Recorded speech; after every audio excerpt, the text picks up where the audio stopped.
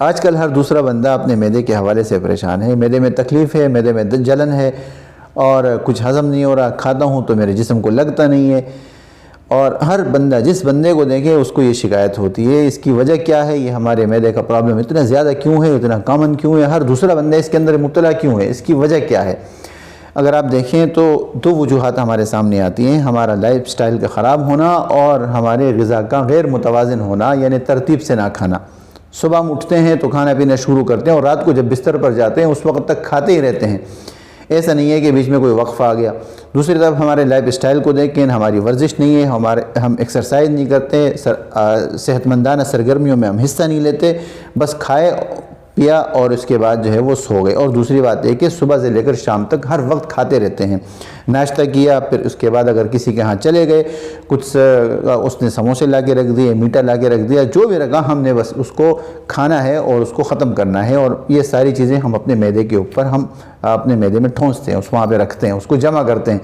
اور بھائی ہمارا معدہ ہے اور جسم کا ایک عضو ہے، اس کا کام ہے غذا کو ہمارے بدن کا جز بنانا اور اس کا حصہ ہے، وہ اپنا کام کر رہا ہے۔ لیکن کسی بھی مشین کے اوپر اگر آپ اتنا بوجھ ڈالیں گے تو وہ اپنا کام بہتر طریقے پر نہیں کرے گا۔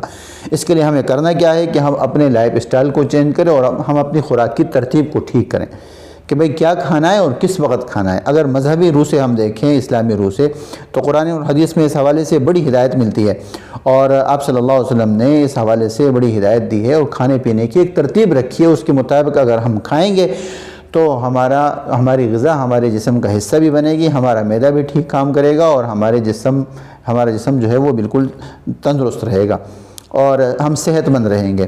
تو قرآن کریم میں اللہ پاک ارشاد فرماتے ہیں کھلو وشربو ولا تسرفو، تم کھاؤ پیو اور لیکن اسراف مت کرو، فضول خرچی مت کرو، حد سے مت بڑھو۔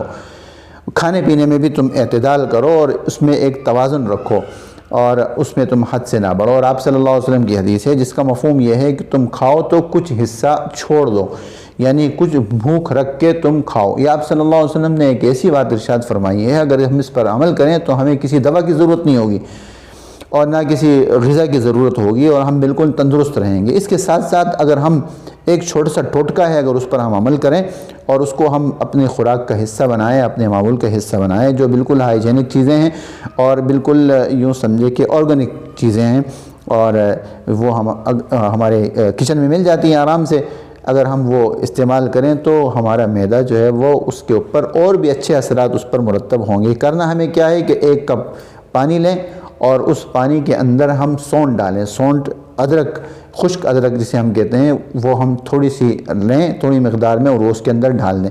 پھر اس کے بعد ہمیں کیا کرنا ہے کہ ایک چٹکی ہمیں لینا ہے زیرہ، سفید زیرہ، اور اس زیرے کو ہم اس میں ڈال لیں، ایک چٹکی یعنی 3 انگلیوں میں جتنی مقدار ہم اٹھا سکیں وہ ہم اس کے اندر ڈال دیں۔